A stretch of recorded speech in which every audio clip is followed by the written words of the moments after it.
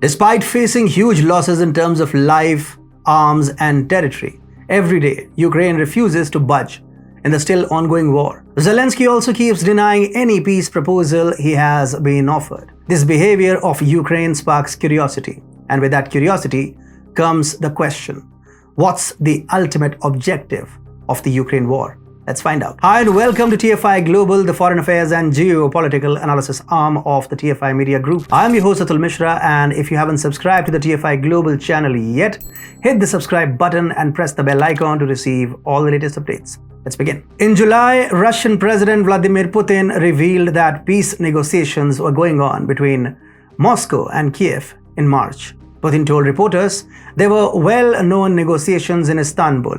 In order to create favorable conditions, our troops withdrew from central Ukraine, from Kiev, but the Kiev authorities refused to implement these agreements and have no desire to do so even now. Then in mid-May, Italy proposed a 4-point peace plan in its effort to put an end to the Ukraine war. The proposal was also supported by the US through an official statement by its ambassador to UN. However, Ukraine continued to ignore both peace offerings. Even former American diplomat Henry Kissinger tried to put some sense in Zelensky and his ilk.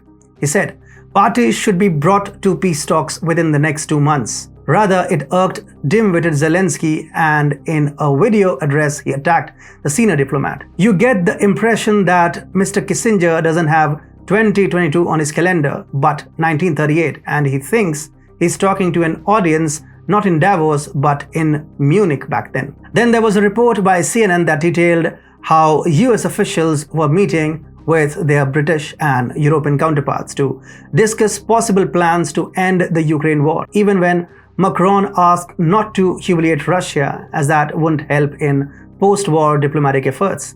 It saw a hostile reaction from the Ukrainian side. The latest peace offer by Mexico was also rejected by Kiev on the pretext that Russia would regroup for a new offensive.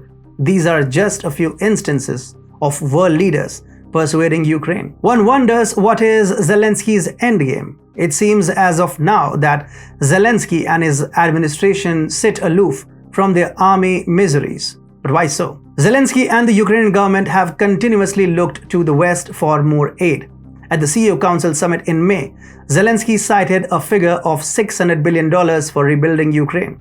He's also said that Ukraine needs $7 billion in support per month to persist in the war. What is to be noted here is that any aid which comes to Ukraine will fall directly into the hands of the Zelensky administration. This, however, is not enough to satisfy Mr. Zelensky's gluttony. To line his pockets, he is doing something that might shock you. There is overwhelming evidence that many of the weapons that the US, the UK, and other NATO nations lavishly delivered to Ukraine have ended up on the dark web. The Ukrainian traders claim to offer not just small arm or body armor on the dark web, but also such sophisticated hardware as Javelin and NLAW anti-tank systems or Phoenix Ghost and Switchblade explosive drones. Also, as the Ukraine war has progressed, we have witnessed that Ukraine is just a battleground between the US and Russia. The enormous loss dealt by Ukraine is not its own doing.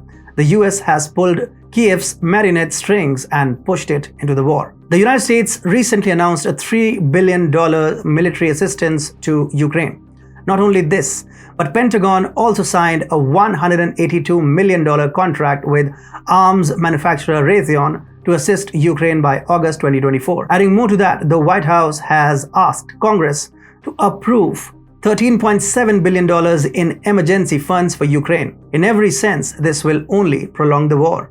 Furthermore, Ukrainian soil has been used as a testing ground for new weapons by the US and its allies. The Ukraine defense minister accepted the same in a statement last month. The purpose to provide a large number of weapons to Ukraine was to demonstrate the efficiency of US weaponry and how could they be very beneficial for European countries and for the rest of the world. Adding to it, USA is making Europe over-dependent on its LNG. According to the Energy Information Administration, or the EIA, the United States overtook other LNG exporters in the first half of 2022 as the country increased supplies to Europe in the midst of the Ukraine conflict. About 71% of US LNG exports went to the European Union and Britain during the first 5 months of this year. That's how big Europe as LNG market has become for the USA.